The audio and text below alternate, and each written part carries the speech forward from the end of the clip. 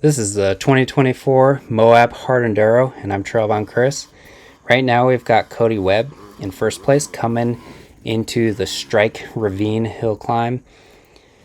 So this is not the very beginning of the race. It's probably the second pro split.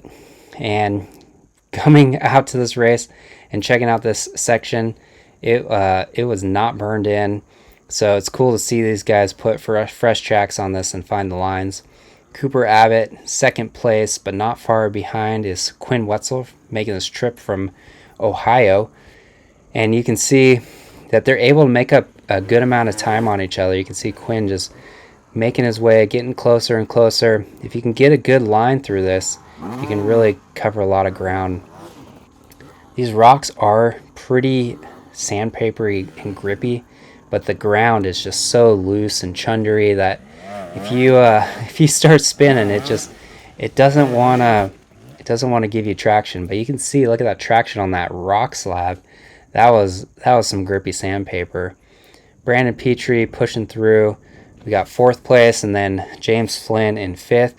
We're probably, I don't know, half an hour into the race, and these guys are working their way up this, moving around on this big hill climb, getting some different angles. And you can just see how you can push your way up through it, and then at the very top you've got this sick little slab chute from a dead stop. Just a great way to end it after pushing your bike up the hill. James Flynn on that beta. I think IRC formed a team, and they got James and Jack Wilford on that team. We've got the Hawaiians here. You can see matching bikes, matching gear. Looking good out there. I think they've been top 15 at least in pro class, which is pretty awesome to see them kind of come up from, the A. They're just riding A before, I feel like, and already top of the pro field. Got Riley Bender. He's been crushing the A class this year.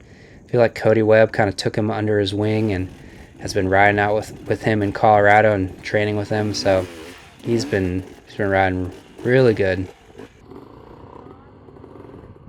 So here's a zoomed out view of that hill. Now you can see it's starting to back up with the A riders and some of the pro riders also kind of mixed in. This guy crushed this hill climb.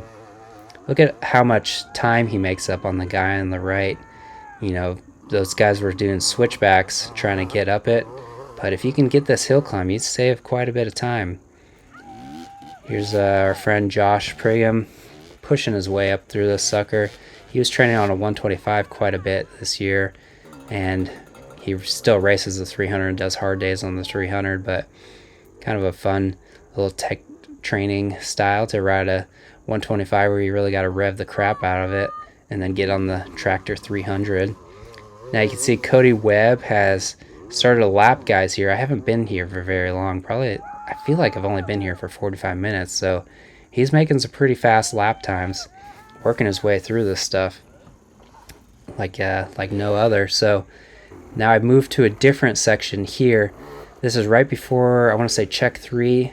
It's the strike tool area, and this is the kind of the one hard part of this section. You got these little skipping stone rocks that are super cool that you get through. Josh is the only one that I really saw take this left line. Maybe it got more broken in later, but most guys were going right and hitting the ledges. Quinn Wentzel making the pass on, look at Eddie right here. Look at how you can get onto these sandpaper stones and creep through them, even though it's uphill. Really sick. It's cool to see how low of RPM these guys use. The top pros are able to use and get through this stuff without spinning tire. Until you lose complete traction, then you just got to go for it. Lucas Eddy in the traction, making up for super hard. Now Brandon Petrie is working his way. This is the section that's pretty tricky. The swing arm, look how he's keeping that front wheel up and trying to sneak through it. I feel like when it's a really wedged out section, if you can keep that front wheel up, your bike can sneak through it a lot easier if you can just pivot through and get through it. Cooper Abbott made it up that really clean. Check out the long leg action. Wow, that's amazing. If I my short legs, I would have high-sided that sucker for sure. Oh, we got Nick Pooch going with the body slam. James Flynn, he made up this pretty clean. That bait is looking real nice. Making quick work, passing some A-riders, and pushing through. I think he's still in 5th place there. So this guy, he's doing really good. Holding some traction, getting up this thing, but just wait for it. Gets maybe a little too much traction, maybe a little too whiskeyed out here. That's tough. Tough. A lot of backtracking there. That's really heartbreaking. So Cody Webb on black flag. This is the final. I'd call it like the extra credit section of this race. So once you've made 3 laps, then you get to do this extra credit section before the finish line, which is really hard and really gnarly. So really most riders except for the top A and the top pro are going to be able to do this section. You can see they drop down the canyon, they start switch back to the other side. I did the course walk on this and it was not really a trail. It wasn't burned in. So Cody Webb's putting the first Cody tracks down on that one. And then once they work their way around the canyon edge, everyone's watching. This entire black flag section is really cool. And we've got some big boulders at the end to finish. So let's check out this final wall ride setup. That's the only rider that I saw do that ledge at the top. Most people were going around it, so that was sick. First place for Cody Webb at the Moab Hard Enduro. So this isn't a premiere round of the US Hard Enduro series. So we don't have like all the top hitters like Tristan Hart, but you do have, we got some good riders show out for this first race.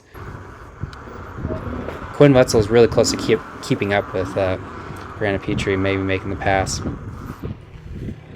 And you can just see these guys work through these big boulders, trying not to fly off the cliff edge. Cooper Abbott is on the other side of the canyon, so he's probably 3 minutes back. So I'm not sure if he will make it, but these two battling, Quinn and Brandon, I think that it's pretty close, depending on how hard you could push or if there's a mistake made. I could easily see Switchback doing a pivot turn over this and just losing the bike off that cliff edge, but these guys are pros. They're able to hold on their bike for these long hours and get through it. Here we got this. That was a sick pivot turn. You got to undercut. Can't really tell. Well, you can see how far that back tire goes under, and before getting around to this final section. Quinn Wentzel, pro trials rider in the past, and really cool to see how he is able to ride this technical stuff. I think he gets this really, really clean, so let's check it out. Whew, no dabs. That was so sick. I love seeing trials riders make hard enduro races look good, because honestly, it's really hard to to look good racing hard enduro, because you just want to drag your feet and not stand up because it's so tiring. But these guys are pros, and they're able to hold these long races. They made it pretty fast. I feel like this is I'd say the top 4 made it between 2.5 to 3 hours. James Flynn in 5th place here, probably coming in right around 3 hours up that slab. And then behind them, I'd say like 5th through 18th probably took about 3 to 5 hours through the race with that section. And then 20th through 30th was probably 5 to 6.5 hours. And then 6.5 hours is the cutoff time for everyone to get off the course.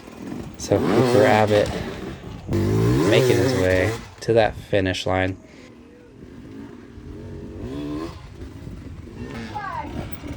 So a lot of, not very many riders made it to this section. I think Josh Brigham actually, right here, he was the last rider. He's in the AVET class, A30 class. He was able to make it in that 6.5 hour mark. He was able to get through all the checks. So props to him for pushing hard and getting through this stuff. Here's a Trailbound fix for you. What is it? Oh, Oh, I love that. heck yeah. Enduro method, Josh Rumpel. He said he went, I think he went over the bars, had a pretty gnarly crash, and busted the starter. He wasn't even sure if he was going to ride the rest of the race, let alone be able to get his bike started. But he was able to push through the Charlie horse pain. I think his leg felt like it was dead, and figured out he could hot start his bike. And you can see some of these obstacles you just got to chuck your bike sometimes, because some of you either got to chuck your bike up it, or you got to try to do a slow sneaky line, and sometimes the slow sneaky lines can bite you in the butt just as bad as the sender lines. You can see a good view of this Moab terrain. It's not your typical Moab crazy rock slabs, but it is a great spot for a race. It kind of reminds me of King of the Hammers, maybe a little bit more slabby than Hammers, and maybe I don't know, maybe a little bit more ledges and slightly more technical, but the same, beat you down, relentless, not a lot of time for rest. I heard a lot of A-riders were really stoked on this race. And riding for how many riders it took to do the 6.5 hours, it just really evened the playing field and made it more of an enduro, like, real life situation. Like, a lot of these races have been like 2.5 hours, and it's just kind of more of a sprint. So it's been awesome to see just like such a long, hard race, and that really separates people. We got Bevan from Enduro Trash. He's in the Trailbound Tiger Strap that he threw on right before the race in the 4-stroke class. He's got some sick trial skills, so it was cool to be able to see him set it up on the 4-stroke. We got Justin on the TM. Also, always cool to hear a little bit different bike out there. Nick Pooch coming through on one of the shorter Czech Pro splits. So I've been out from a shoulder surgery. I separated my shoulder with a pretty bad race and had surgery, so I've been out for like 5 months just doing tons of PT and working on the shoulder, lots of road biking miles. But yeah, hope to get back to it. But it was fun running around through the terrain and getting clips. Dylan Neiman pushing through the final 6 hours and 20 minutes, getting it done. So proud of her for getting 4th in amateur women. Big turnout for the women class, probably 13 riders, which is awesome. We've got a guy on a beta picking up chicks with this seat on the front. No idea what he's doing, but if you have any idea, let me know in the comments. Thanks for watching this video, guys. It was fun to get out there, run around, and check out this race. Hope to be back on the bike soon, so we'll see you at the next one.